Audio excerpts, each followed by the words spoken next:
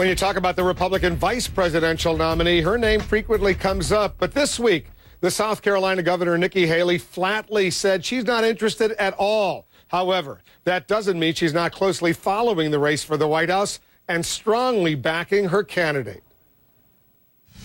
And the governor of South Carolina, Nikki Haley, is joining us here in the Situation Room. Governor, welcome. Thanks, Wolf. I'm thrilled to be with you. You've really written a powerful book, and you really get into your life.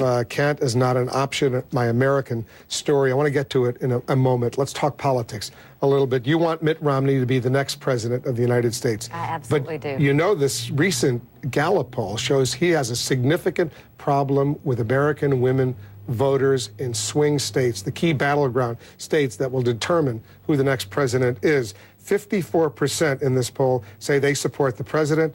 36% support Romney. Why is he suffering among women voters right now? You don't look at what the issue is. You look at where your problems are. And so obviously if Governor Romney has not related to women, he needs to get out there and talk about the issues they care about. They care about jobs and the economy and raising their families and all of those things, but they obviously are not relating to him as much as we want them to. So that means he's got to work harder. He's got to continue to do that, and he needs to bring that one golden bullet he's got, which is Ann Romney. When they see how strong she is, the fact that she's a cancer survivor, MS survivor, great mom, great wife, strong supporter, and hear her talk about him, I think that he'll do a lot better. Yeah, you know, she is a terrific asset. I've met Ann Romney, and she's a wonderful woman.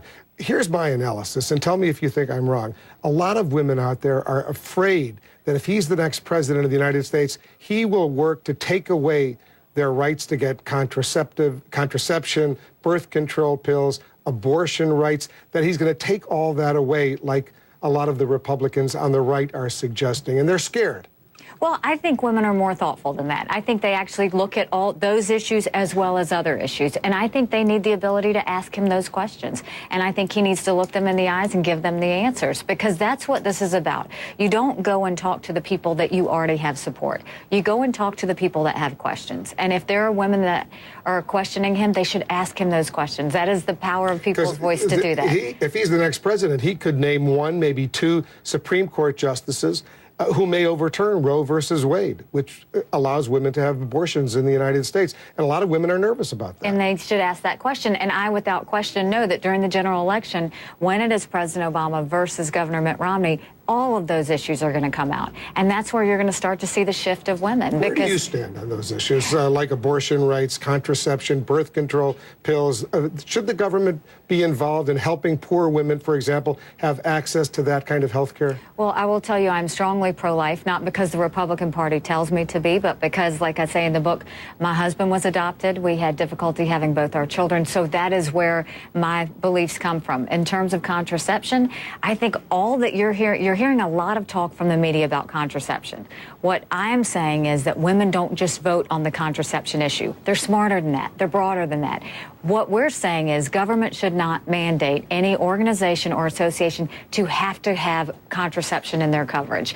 They should be able to have the right to choose that. That's what we're saying. It's not a matter of whether we believe in it or not. It's a matter of whether government should mandate that an organization that doesn't want to have to cover it has to cover it. Let's talk about can't is not an option. I was moved by several passages, and if you don't mind, I've highlighted a few that I thought were very significant, and I'd like you to read those to our viewers, and then we'll talk about each one of these sections. Here's one of the beginning part of the book.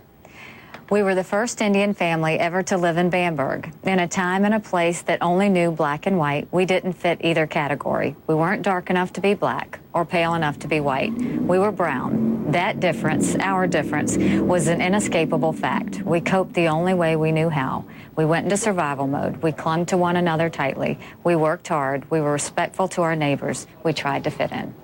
And you look different because your father, you come from a Sikh family. Right. He had a turban. My father had a turban. My mother wore a sari. We came into this, I was born in that town, but we lived in this small southern town where they didn't understand us and we didn't know how to fit in with them. But what we saw, whether it's the story I talk about where we were disqualified from a pageant because they didn't know whether to put us in the black category or the white category, whether it's the fact that my father and I went to a produce stand and immediately 2 police were called in and we had to deal with that situation. I mean, all of those stories while they are challenges, while they were hard, what I hope people understand is that same town is the one that took us in, allowed me to be a part of Girl Scouts, supported my brother when he was deployed to Desert Storm, and that same town now has a sign that says the proud home of Nikki Haley. And they should be proud. That you write about when you were a little girl, you and your sister went to this little beauty pageant. And read this section to our viewers, if you don't mind. The pageant tradition had two winners, a black queen and a white queen. But before they revealed who the winners were, the organizers of the pageant said they had an announcement to make. They called Simi and me out of line and said, "We don't have a place for you." Then they thanked us and handed us gifts. I got a beach ball. And explain why that beach ball was significant. I highlighted another line there. Not wanting either race to get upset, the judges disqualified us. Because you weren't black and you weren't white. And what happened? They didn't want to upset either group, and my mom went to them and said, "Well, will you at least let her sing her song? She's been practicing." And I sang, "This land is your land, this land is my land." And you did well.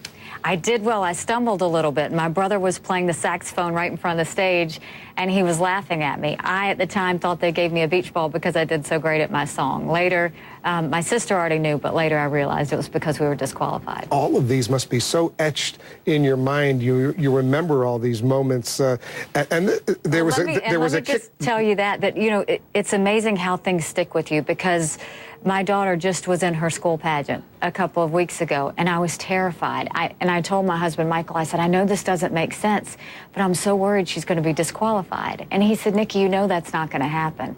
And it was such a sweet moment because she got first runner-up, and it just reminded me again how far we've come. We certainly have. And then there was a kickball game when you were in third grade, and you had this incident. I was stunned.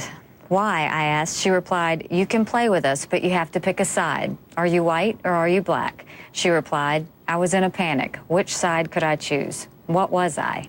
Then I saw the solution. Changed the subject. I grabbed the ball from the girl and ran as fast as I could in the field. "I'm neither," I yelled. "I'm brown." Before I knew it, we were all playing kickball on the playground. I had dodged the issue once again, but something told me it wouldn't be the last time I have to. And it wasn't the last time you had to. You've spent most of your career sort of dodging that issue one way or another. Yes. Until the governor's race. And now you're going to be governor. You're not going to disappoint the people of South Carolina and become a vice presidential nominee? Is that what you're saying? No, they took a great chance on me, and I owe them the commitment to be a great governor. So you're in that governor's mansion at least for this first term. You know, how great does it say about South Carolina that they elected a 38-year-old Indian-American female for governor of their state? It shows how proud we are of South Carolina and how proud we should be in our country. And you've told Mitt Romney, don't vet me, don't talk to me, I'm not interested, is that right? No cabinet position, no vice president. No cabinet position either? Huh? No. Listen, I made a promise to the people of my state. I'm so thankful, and I love the state of South Carolina, and I'm going to finish what I started. And if you do a good job, maybe 2016, 2020. There's a long time ahead of you. You're still young. We're taking it a day at a time. The book is entitled Can't Is Not an Option, My American Story. It's written by the governor of South Carolina, Nikki Haley. Thanks for coming in. Thank you so much. It was a pleasure. How about later? Could Governor Nikki Haley be a presidential contender in 2016 or beyond? Our strategy session coming up next. We'll talk about that and more. And hundreds of thousands of taxpayer dollars simply wasted. We have new video of a government worker joking about how much of your money his agency is spending right now. You're going to want to see this. I'd have a road show like me, Lee. Every time you see me rolling on 20.